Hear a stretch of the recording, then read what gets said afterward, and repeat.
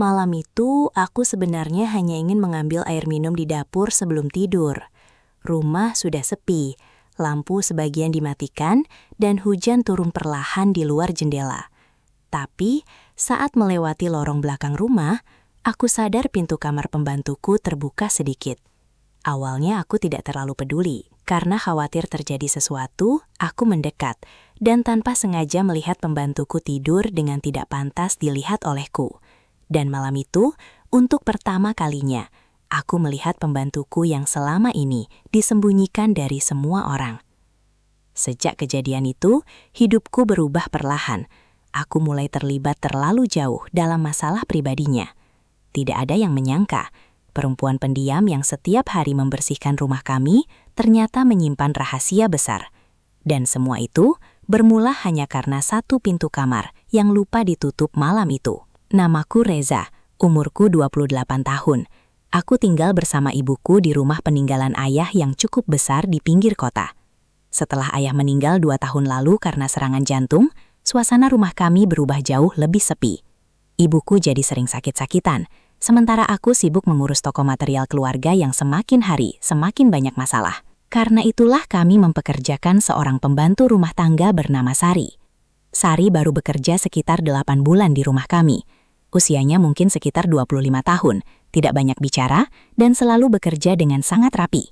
Ia berasal dari desa kecil di luar kota, dan katanya merantau sendirian demi membantu biaya hidup ibunya di kampung. Sejujurnya aku tidak terlalu dekat dengannya. Hubungan kami hanya sebatas majikan dan pekerja rumah tangga. Tapi aku mengakui satu hal, Sari adalah orang paling sabar yang pernah bekerja di rumah kami. Setiap pagi ia sudah bangun sebelum subuh untuk memasak dan membersihkan rumah. Bahkan saat ibuku sedang rewel karena sakit, Sari tetap melayani dengan tenang tanpa pernah membantah. Ibuku sangat menyukainya. Jarang ada pembantu sebaik Sari sekarang, kata ibuku suatu pagi. Aku hanya mengangguk sambil minum kopi sebelum berangkat kerja. Hari-hariku berjalan monoton. Pagi pergi ke toko, sore pulang dalam keadaan lelah, lalu makan malam bersama ibu sebelum masuk kamar masing-masing. Sementara Sari biasanya masih membereskan dapur sampai malam. Meski tinggal serumah, aku hampir tidak pernah benar-benar mengenalnya. Sari terlalu pendiam. Kadang aku bahkan lupa kalau di rumah ini ada orang lain selain aku dan ibu. Namun ada satu hal yang sering membuatku penasaran.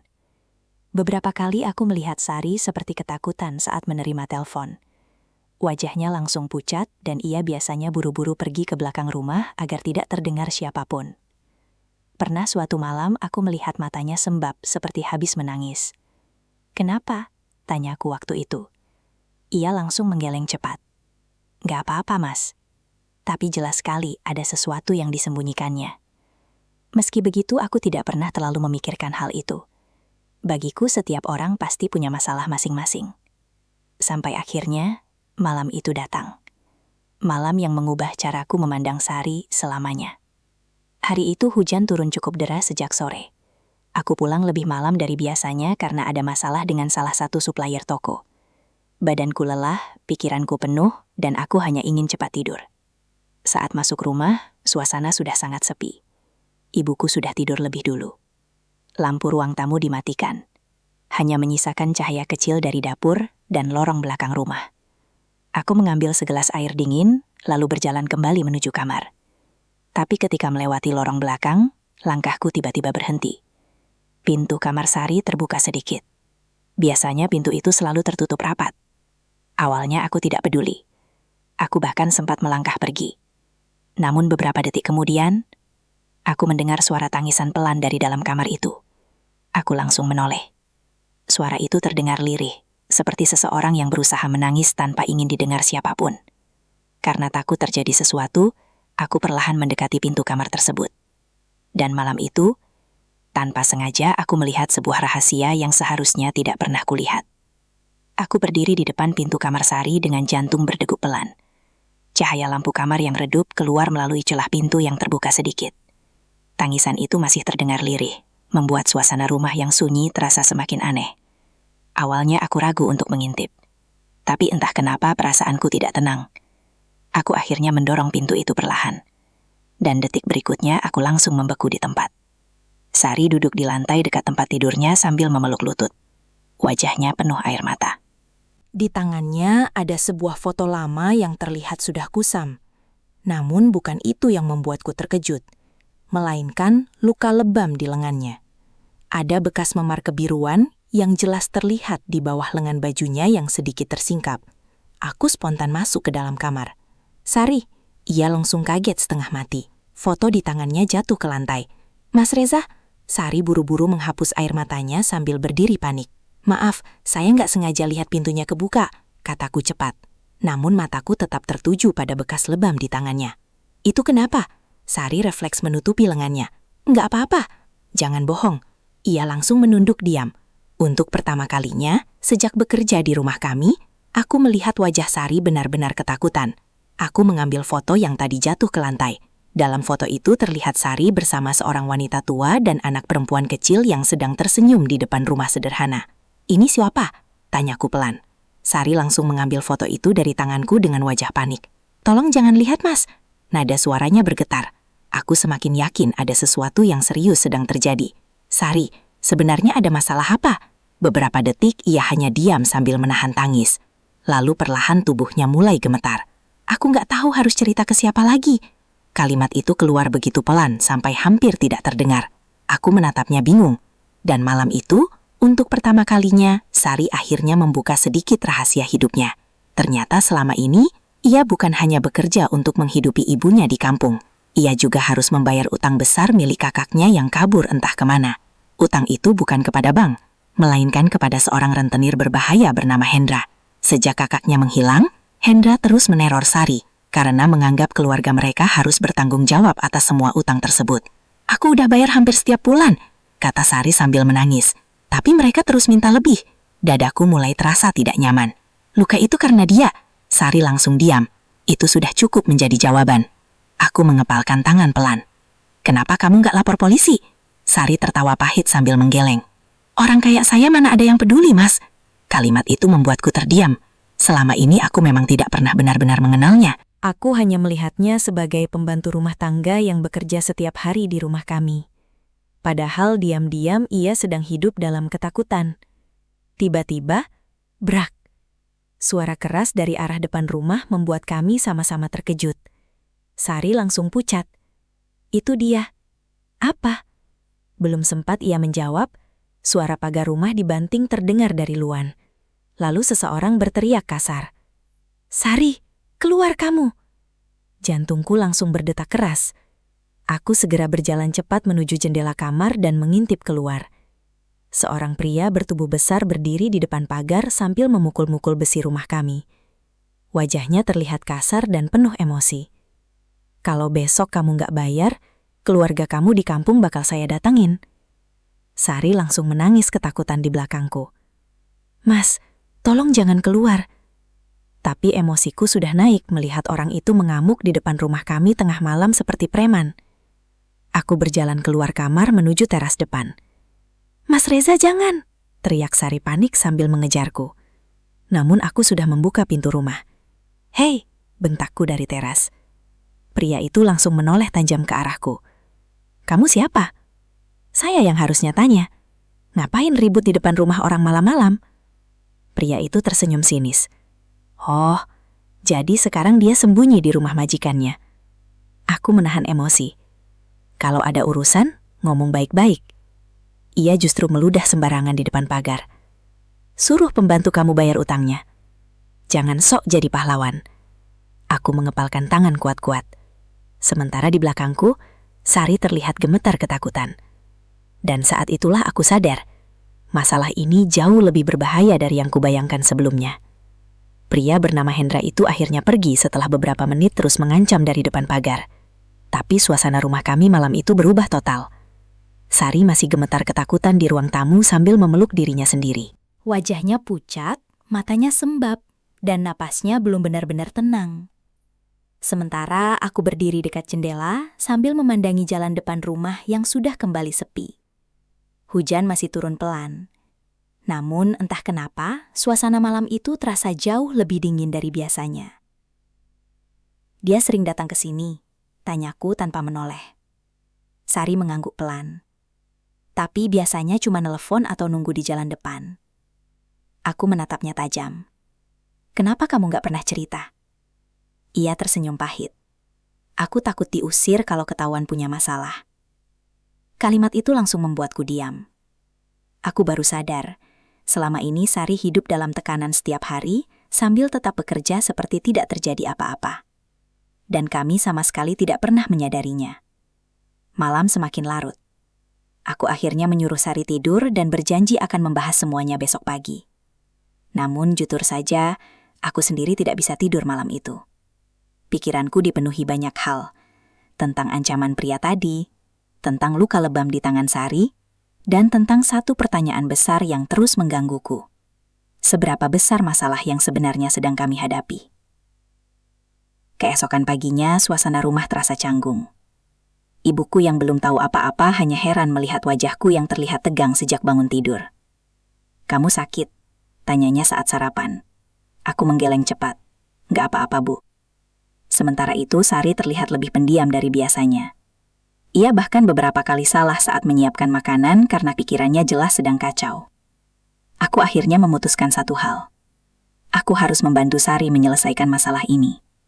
Bukan cuma karena kasihan, tapi karena aku tahu, kalau dibiarkan, orang seperti Hendra bisa menjadi ancaman serius untuk rumah kami juga.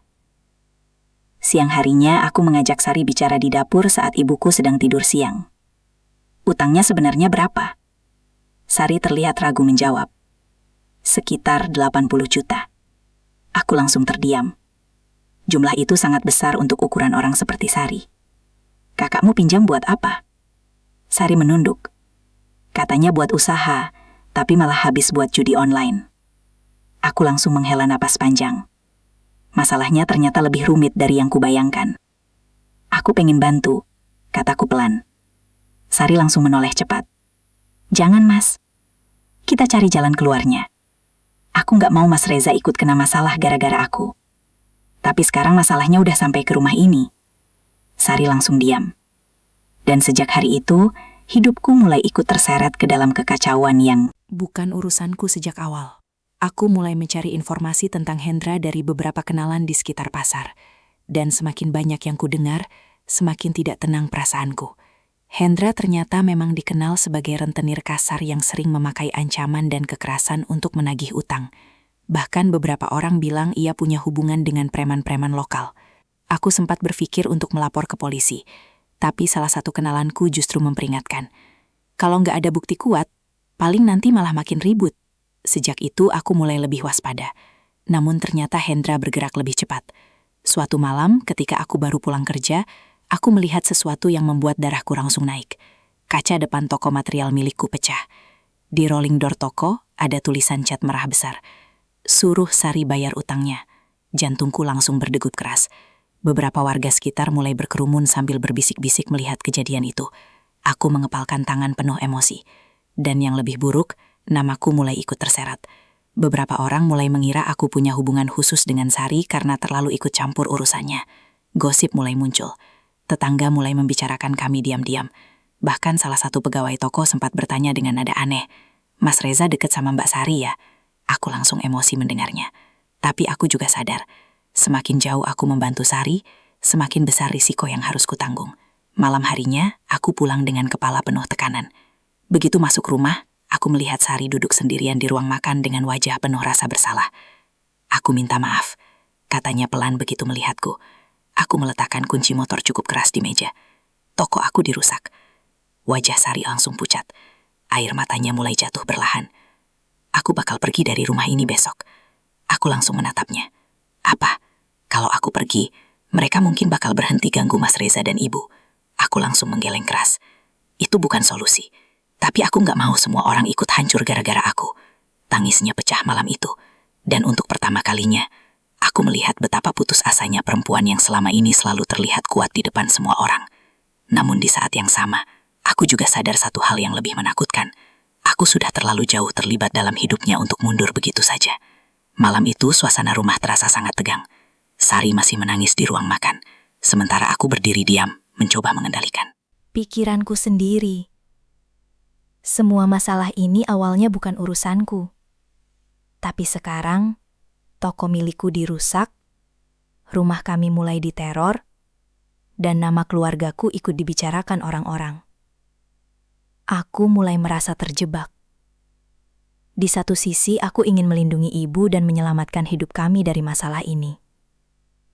Namun di sisi lain, aku tidak sanggup meninggalkan Sari sendirian menghadapi semuanya. Aku bakal pergi malam ini aja, kata Sari lirih sambil menghapus air mata. Aku langsung menatap tajam. Kamu mau kemana? Sembunyi di rumah teman mungkin? Itu malah bahaya. Tapi kalau aku tetap di sini, mereka bakal terus ganggu kalian. Aku menghela napas kasar sambil mengusap wajah frustrasi. Semua jalan terasa buntu. Dan keadaan semakin buruk keesokan harinya. Pagi-pagi sekali, ibuku akhirnya mengetahui semua masalah itu setelah mendengar gosip dari tetangga depan rumah. Beliau langsung memanggilku ke ruang tamu dengan wajah tegang. Reza, sebenarnya ada apa ini? Aku diam beberapa detik sebelum akhirnya menceritakan semuanya. Tentang utang kakak Sari, tentang Hendra, tentang ancaman yang mulai menyeret rumah kami. Wajah ibuku langsung pucat. Ya Tuhan. Beliau menoleh ke arah Sari yang sejak tadi berdiri menunduk penuh rasa bersalah. Kamu kenapa nggak cerita dari awal? Sari langsung menangis.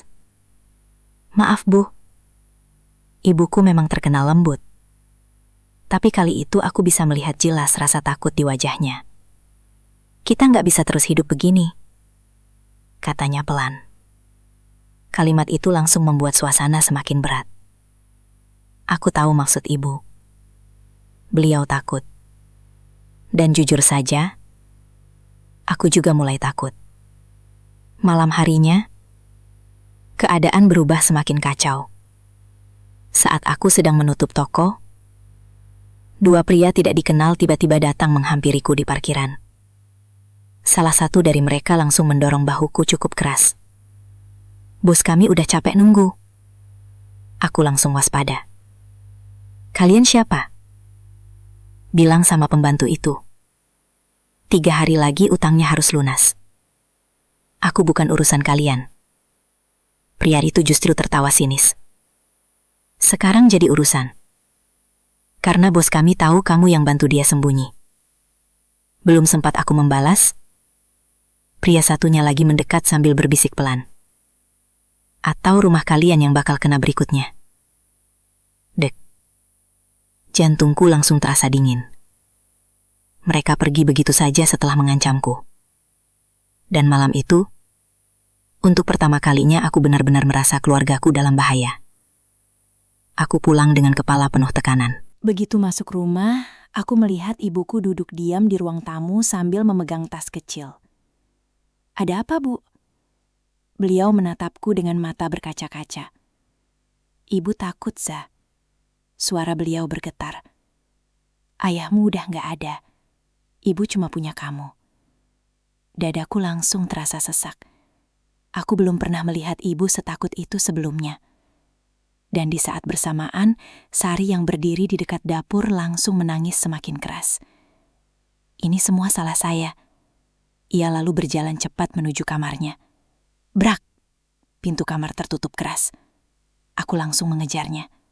Sari! Namun saat pintu terbuka, aku langsung membeku. Koper kecil sudah tergeletak di atas tempat tidur. Sari ternyata benar-benar ingin pergi. Aku nggak bisa tinggal di sini lagi, katanya sambil memasukkan pakaian dengan tangan gemetar. Kamu jangan netat. Aku nggak mau ibu kamu kenapa-kenapa gara-gara aku. Aku bilang kita cari jalan keluar sama-sama. Sari justru menggeleng sambil menangis. Nggak ada jalan keluar, Mas. Kalimat itu membuat emosiku ikut pecah. Terus kamu pikir pergi sendirian bakal nyelesain semuanya? Sari terdiam. Air matanya terus jatuh tanpa henti. Dan untuk pertama kalinya sejak mengenalnya, aku melihat dirinya benar-benar hancur. Aku capek hidup kayak gini, bisiknya Liri. Kemanapun aku pergi, masalah ini selalu ngejar. Suasana kamar langsung terasa sesak. Aku memandang koper itu cukup lama sebelum akhirnya sadar semua usahaku selama ini gagal. Aku tidak berhasil melindungi rumahku. Aku tidak berhasil menghentikan ancaman Hendra. Dan aku juga tidak berhasil membuat Sari merasa aman. Yang tersisa sekarang hanya satu pilihan terakhir. Pilihan paling sulit yang harus kuambil. Aku menarik napas panjang lalu berkata pelan, "Kalau memang harus selesai, aku bakal hadapi Hendra langsung." Sari langsung menoleh dengan wajah panik. "Jangan, Mas. Tapi ini gak bisa terus lari. Dia orang berbahaya." "Aku tahu. Kalau sesuatu terjadi sama Mas Reza gimana?" Aku terdiam beberapa detik, lalu menatapnya serius. Kalau aku diam aja, semuanya bakal makin hancur. Dan malam itu, aku akhirnya memutuskan melakukan sesuatu yang mungkin akan mengubah hidup kami selamanya.